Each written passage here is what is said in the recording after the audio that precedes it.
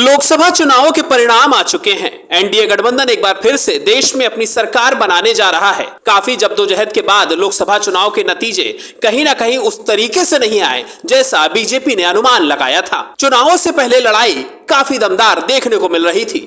एक तरफ इंडिया गठबंधन तो दूसरा एनडीए। एनडीए की तरफ से एक बार फिर 400 पार के नारे पर चुनाव लड़ा गया था। प्रधानमंत्री नरेंद्र मोदी की गारंटी जनता के सामने पेश की गई थी। लेकिन दूसरी तरफ इंडिया गठबंधन भी कहीं ना कहीं मौजूदा सरकार की सारी नीतियों पर अपने जवाब तलब करते हुए नजर आ रहा था।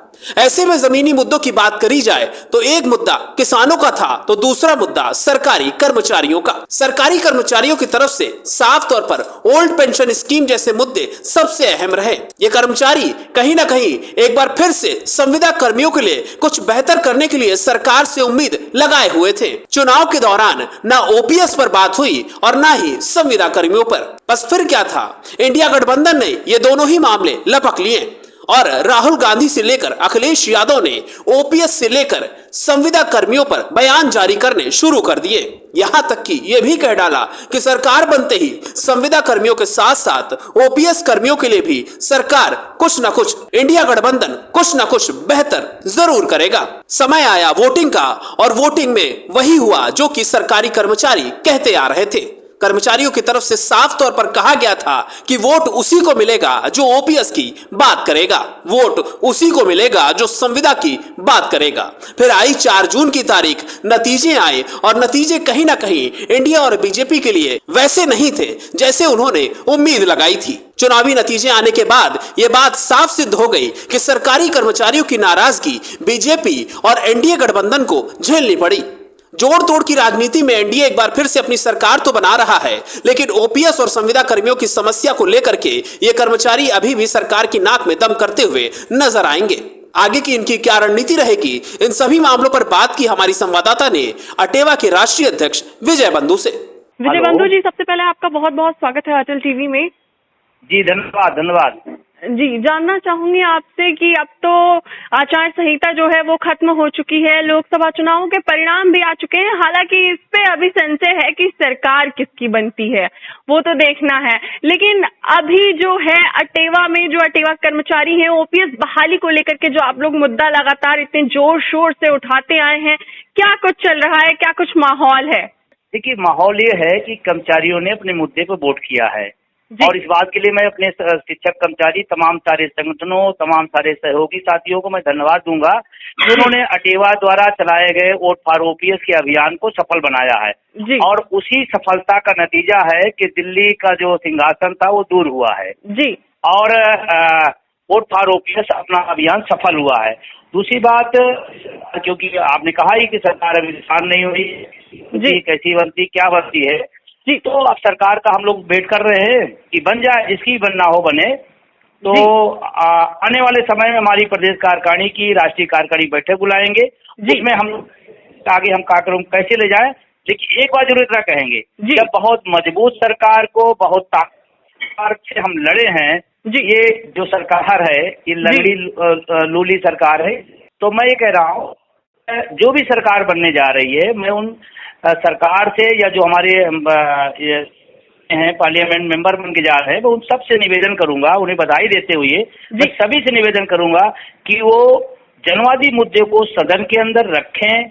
जो लोग सरकार में आए उन जनवादी मुद्दों की समस्याओं को हल करें, जैसे पुरानी पेंशन है, निजीकरण की समाप्ति है, पेपर लीक की समस्या के लिए बहुत बड़ी समस्या है, महंगाई है, रोजगार के जो तमाम सारे पद खाली पड़े हुए हैं, इन पर सरकार काम करे। क्योंकि हम सब इस बात के लिए चुनते हैं समस्याएं खत्म हो, और अगर समस्याओं पर सदन काम करता है तो स्वागत योग्य है। अगर संसद जनता की बातों को ना करके अपने अपने उलझोंग बातें करेंगे तो शायद पूरी देश की जनता को अच्छा नहीं लगेगा। तो मैं ये सभी माननीय सांसदों से निवेदन करूंगा कि जनवादी मुद्दे को उठाएं और रखें, उसको हल कराएं। जी ठीक है विजय बंधु जी, क्या एक चीज और जानना चाहूंगी, अगर मैं बात करूं उत्तर प्रदेश की, तो उत्तर प्रदेश में जो भारतीय जनता पार्टी का प्रदर्शन रहा वो कैसा रहा है, वो आपको ही पता है। कुछ खास प्रदर्शन नहीं रहा। बात करते थे 80 से 80 सीटें पाने की, लेकिन 40 भी क्रॉस नहीं कर पाए, 40 भी नहीं ला पाए, बहुमत नहीं ला पाए, 400 पार की बात होती थी। तो क्या ये जो ओपीएस की मांग थी, क्या ओपीएस ने अपना कमाल दिखा दिया है? बिल्कुल ओपीएस ने अपना कमाल दिखाया है और यही एक ऐसा मुद्दा है जिस पर जाति, धर्म, भाषा, क्षेत्र सब लोगों ने तोड़ा है, सारी सीमाओं को छोड़ा है और उसके बाद आया। आज अगर मैं बात करूं आपको, यहाँ जो उत्तर प्रदेश का खासकर परिणाम आया उसमें कर्मचारी शिक्षकों का बहुत बड़ा योगदान है, बहुत बड़ी उनका रोल है इस परिणाम में उत्तर प्रदेश के खास करके।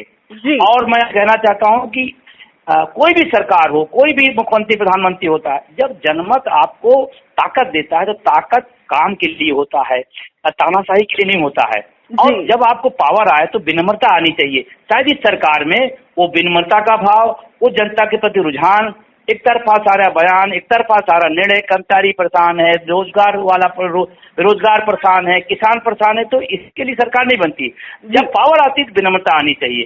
दूसरी बात आपको मैं बताऊं, जो अगर एनआरसी से आप करेंगे तो पोस्टल बैलेट में सबसे ज्यादा इंडिया गठबंधन का लाभ हुआ है और ये ऑन रिकॉर्ड मेरे नहीं, ये निर्वाचन आयोग के डाटा पड़े हुए हैं।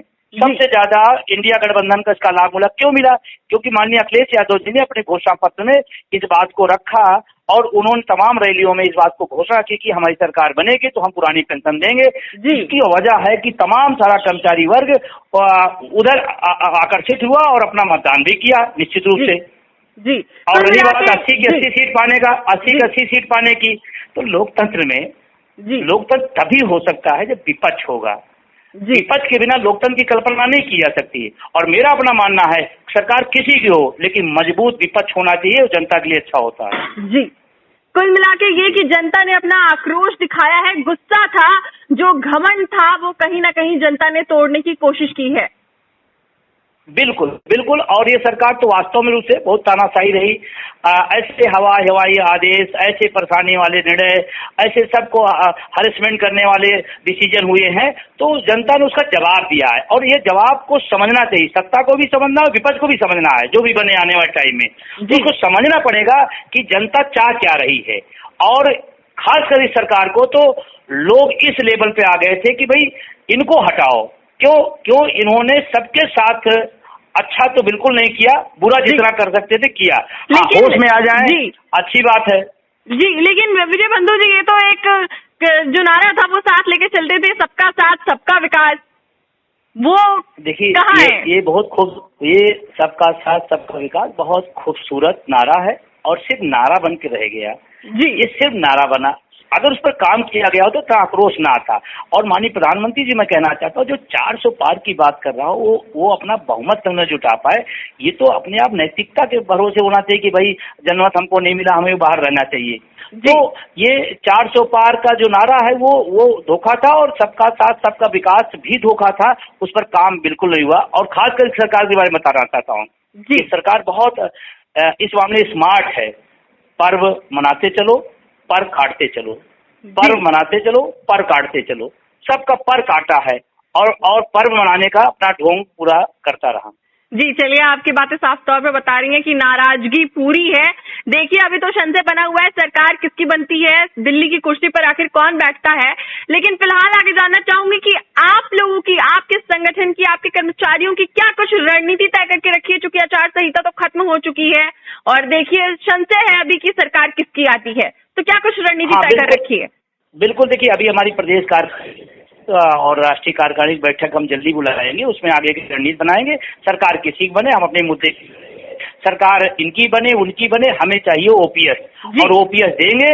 ओपीएस अगर देंगे तो हम उसका स्वागत करेंगे, अगर ओपीएस नहीं देंगे तो संघर्ष का पिछले 1 दशक से लगातार हमने संघर्ष किया है, हम पुनः इस पर और जोरदार से और ताकत के साथ और ज्यादा जनबल के साथ हम लोकतांत्रिक तरीके से इस बात को आगे बढ़ाएंगे और लड़ेंगे। और हमें विश्वास है अगर सरकार जो भी बनेगी ओपीएस उसको देना पड़ेगा, इनकी बने या उनकी बने। जी, अटल टीवी से जुड़ने के लिए आपका बहुत बहुत धन्यवाद विजय बंधु जी। धन्यवाद।